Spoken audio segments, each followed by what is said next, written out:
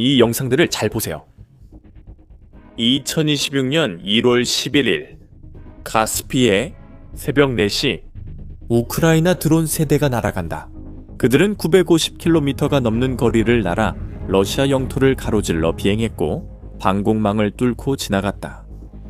그리고 이제 목표 지점에 도착하고 있다. 루코일의 새 석유 플랫폼이 각각 하루 수천 배럴의 석유를 펌프질하며 푸틴이 전쟁 자금으로 쓰는 수백만 달러를 만들어내고 있다. 드론이 다가오고 나서 붐! 새 플랫폼이 동시에 공격받나요? 전선에서 950km 떨어진 곳에서 우크라이나는 러시아 에너지 제국의 심장부 나라 반대편을 막 타격했습니다. 하지만 이 공격들은 단순한 힘의 과시가 아니었습니다. 이미 죽어가던 회사에 대한 마지막 일격이었죠. 왜냐하면 이 공격이 있은 지 18일 후에 루코일은 상상도 못할 일을 하게 되거든요. 계속 시청해주세요. 저희가 어떻게 미국과 우크라이나가 단 한 발의 전통적인 총알도 쏘지 않고 푸틴의 전쟁을 지탱하던 동맥을 끊어버렸는지 설명해 드리겠습니다. 하지만 잠깐, 드론으로 시작됐다고 생각하세요? 아닙니다. 이 일은 드론이 아닌 2025년 10월 대서양 건너에서 3달 전 걸려온 전화위화로 시작됐습니다. 도널드 트럼프는 전화를 끊습니다. 푸틴과의 협상이 또 실패해 그는 지쳤습니다. 트럼프는 자신의 참모들을 바라보며 한마디를 합니다. 그 한마디가 모든 것을 바꿔놓게 됩니다. 끝이야. 그의 자금원을 파괴하자. 이건 단순한 조임이 아니라 통제된 폭파가 될 거야. 목표는 푸틴의 두 젖소 루코일과 로스네프트야. 트럼프가 발표할 제재는 러시아 금융을 차단하는 것이었고 효과도 금방 나타났어. 루코일이 완전히 패닉에 빠지는데 단 일주일이 걸렸어. 30년간 벽돌을 쌓아 집을 지었는데 누군가 일주일 안에 안 팔면 내가 불태울 거야 라고 한다고 상상해봐. 트럼프가 그렇게 했어. 루코일은 모든 것을 팔 준비가 되어 있다고 밝혔고 팔아야 할 것도 많았어. 불가리아, 루마니아의 대형 정유소와 미국의 주유소, 그리고 왕관의 보석도 있었다. 이라크 웨스트 쿠르나, 이 유전은 세계 최대 유전 중 하나로 75%가 매물로 나왔고 하루 약 50만 배럴 생산, 모두 제한받음 표시가 있었다. 그때 아무도 알아채지 못한 세부 사항이 있었다. 루코일은 로스네프트와 달라. 로스네프트는 국영이라 망해도 푸틴이 구해주지만 루코일은 민간 기업이야. 수십 년 동안 혼자서 제국을 세웠지. 방탄조끼도 없는 사람 머리에 총을 겨누는 거나 마찬가지였어. 영국도 트럼프를 보고 좋은 생각이네. 제재를 더 하자고 생각했지. 루코일은 대서양 양쪽에서 목이 졸리고 있었어. 그리고 네가 처음에 봤던 그 드론들 기억나? 2025년 12월. 처음에 공격이 있었고 또 있었다. 그리고 또 다른 공격이 있었어. 우크라이나는 군인들과 싸우는 것뿐 아니라 러시아 전쟁 기계의 동력을 파괴하고 있었어. 석유 시설도 공격했지. 1월 11일 3번 동시 공격이 있었다. 네가 본 영상들, 루코일의 세계 플랫폼이 불타고 있었지. 루코일은 서방의 완벽한 포위망에 갇혀 있었어. 제재로 판매가 끊겼고 드론이 플랫폼을 폭파시켰어. 하지만 푸틴이 정말로 등을 돌릴 거라고 예상하지 못했던 사람이 있었어. 전쟁 중에 러시아의 가장 친한 친구가 된 사람이었지. 인도. 2025년 11월 릴라이언스, 인도에서 가장 큰 기업 중 하나가 발표합니다. 러시아산 석유 구매를 중단하겠다고 합니다. 이유는 두려움 때문입니다. 트럼프는 분명히 말했습니다. 러시아에서 사는 사람은 그에 따른 결과를 감수해야 한다. 그리고 이 말은 어떤 미사일보다 더 효과적이었습니다. 인도의 원유 구매량은 하루에 거의 200만 배럴에서 150만 배럴로 급감했습니다. 계산해보세요. 사라진 것은 50만 배럴입니다. 하루에 1100만 달러 1년에 40억 달러가 넘는 돈이 증발한 셈이죠. 푸틴이 세금이나 전쟁 자금으로 받을 수 없는 돈입니다. 그리고 가격은 여기서부터 완전히 비현실적으로 변합니다. 러시아는 석유를 배럴당 22달러에 팔고 있었습니다. 석유 가격이 그렇게 낮았던 때는 2020년 팬데믹으로 전 세계가 멈췄을 때입니다. 푸틴은 러시아산 석유에 대해 20년 전과 똑같은 가격을 받고 있습니다. 20년간의 성장이 하루아침에 사라진 것처럼 마치 시간이 거꾸로 흐른 듯합니다. 그리고 로스네프트에는 무슨 일이 있었는지 아십니까? 그 국영 거대 기업 말입니까? 수익이 70%나 감소했습니다. 그리고 그건 10월 제재가 완전히 시행되기 전이었습니다. 2025년 러시아의 석유 생산량은 16년 만에 최저치를 기록했습니다. 러시아가 이렇게 적게 생산한 건 2009년 이후 처음입니다. 여기에는 잔인한 아이러니가 있습니다. 루블화가 푸틴 예상보다 17% 강세를 보였습니다. 보통은 이게 좋은 일일 텐데, 그렇죠? 하지만 그렇지 않습니다. 달러로 판매하고 루블로 지불할 때 루블 강세는 악몽입니다.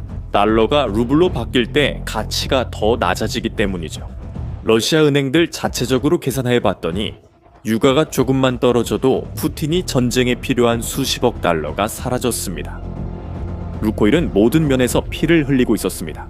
제재로 인한 판매 감소, 드론이 플랫폼을 폭파시키고 인도가 사라지고 가격이 폭락하고 루블화가 너무 강세를 보이고 있었습니다. 완벽히 포위됐습니다. 그때 루코일 경영진들은 한 가지 아이디어를 떠올렸습니다. 절박한 아이디어였습니다. 그들은 모자를 들고 크렘린궁으로 가 간청했습니다. 루코일은 러시아 정부가 세금 규정을 바꿔주길 원했습니다. 왜냐하면 유가가 폭락하면서 회사는 정부에 1억 7천만 달러를 내야 했기 때문입니다. 그런데 그 돈이 없었습니다. 세계 최대 석유회사 임원들이 크렘린궁 방에서 도움을 애원하는 모습 상상되시나요? 러시아 정부는 모든 것을 들었습니다. 모든 주장, 모든 숫자, 모든 호소를요. 그리고 아무것도 하지 않았습니다. 도움은 전혀 없었습니다. 안도감도 전혀 없었습니다. 변화도 전혀 없었습니다. 메시지는 분명했습니다. 여러분은 혼자입니다. 알아서 하세요. 그리고 나서 2026년 1월 29일 카스피해에서 3번의 공격 후 18일간 침묵이 이어지다 폭탄이 터졌습니다. 루코일이 발표를 했습니다. 전 세계를 놀라게 한 발표였죠. 협정이었습니다. 220억 달러입니다. 루코일은 모든 국제자산, 즉 정유소, 주유소, 유전, 수십 년의 투자까지 모두 팔고 있었습니다. 그리고 그 구매자는 여기서부터 이야기가 더욱 놀라워집니다. 워싱턴에 본사를 둔 미국의 투자회사 칼라일 그룹입니다. 잠시만 이 사실을 곱씹어 보세요. 전 세계 석유의 2%를 생산하는 루코일이 방금 그들의 국제 제국을 모스크바에서 워싱턴으로 옮긴 겁니다. 푸틴에서 트럼프로, 크렘린에서 백악관으로, 적에서 동맹으로. 그 계약에는 루코일이 해외에서 구축한 거의 모든 것이 포함됩니다. 불가리아의 정유소, 루마니아의 정유소, 미국의 주유소, 이라크의 유전 모두 팔렸습니다. 푸틴에게 이것은 경제적 재앙입니다. 왜냐하면 루코일이 판매하는 모든 배럴마다 세금이 발생했기 때문입니다. 그 세금은 탱크, 미사일, 군인들을 지원했습니다. 그 세금이 전쟁을 지속시켰습니다. 그리고 이제 그 돈은 미국으로 갑니다. 이 거래는 아직 미국 정부의 승인을 받아야 하지만 의도는 분명합니다. 루코일은 세계 무대에서 물러나고 있고 푸틴은 막대한 수입원을 잃고 있습니다. 이라크 정부는 이 모든 상황을 지켜보고 이제 러시아와 더 이상 거래하고 싶지 않다고 결정했으며 웨스트 쿠르나 2에서 루코일의 사업을 국유화했습니다. 하루에 약 50만 배럴이 압수됐습니다. 러시아와의 파트너십은 이제 독이 됐습니다. 그리고 고통받는 건 루코일만이 아닙니다. 이른바 러시아 그림자 선대, 즉 러시아가 제재를 피하기 위해 사용하는 900, 1400척의 유조선들도 똑같은 악몽을 겪고 있습니다. 인도 바이어들은 두려워하고 있고 정유소들은 거래를 거부하고 있으며 수년간 잘 돌아가던 그 시스템이 무너지고 있습니다. 이 일들 동안 가격은 계속 하락했습니다. 배럴당 34달러, 이게 러시아산 석유의 평균 가격입니다. 지금은 22달러에서 조금 올랐죠? 올랐습니다. 그래도 여전히 재앙입니다. 그리고 방향성도 딱 하나뿐입니다. 아래로입니다. 압박감만 점점 커집니다. 미국에서 500% 관세 부과 제한도 나왔습니다. 러시아산 석유 구매국에 500% 관세를 부과하자는 것입니다. 법이 통과되면 러시아 석유 시장은 완전히 붕괴됩니다. 미국과 우크라이나는 불가능해 보였던 일을 해냈습니다. 푸틴의 전쟁을 유지하던 자금줄을 끊어버린 것입니다. 우크라이나 드론이 실제 시설을 불태웠고 미국의 제재가 비즈니스 모델 자체를 불태웠습니다. 그리고 이 둘은 함께 세계 최대 석유 회사 중 하나가 제 손으로 제국을 내어주도록 만들었습니다. 러시아에서는 이것이 치명적인 경제적 타격입니다. 루코일에게는 완전한 굴욕이죠. 루코일과 최대 생산업체 로스네프트는 10월 미국 제재를 받았습니다. 이것은 미국 대통령 도널드 트럼프가 러시아의 우크라이나 분쟁 종식을 위한 합의 압박의 일환이었습니다. 그리고 푸틴에게 이것은 이 전쟁이 너무 큰 대가를 치르고 있다는 또 다른 신호입니다. 왜냐하면 이 전쟁은 전차와 미사일이 있는 전장뿐만 아니라 석유 시장, 배럴당 가격, 워싱턴의 사무실, 우크라이나의 드론 지휘센터에서도 벌어지고 있기 때문입니다. 그리고 루코일은 그것을 최악의 방식으로 방금 증명했습니다. 이제 여러분의 의견이 궁금합니다. 이런 경제 제재가 전통적인 전쟁보다 더 효과적이라고 생각하시나요? 댓글로 여러분의 답변을 남겨주세요.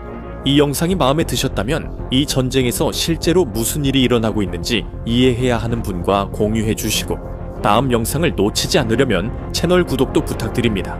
다음에 또 만나요.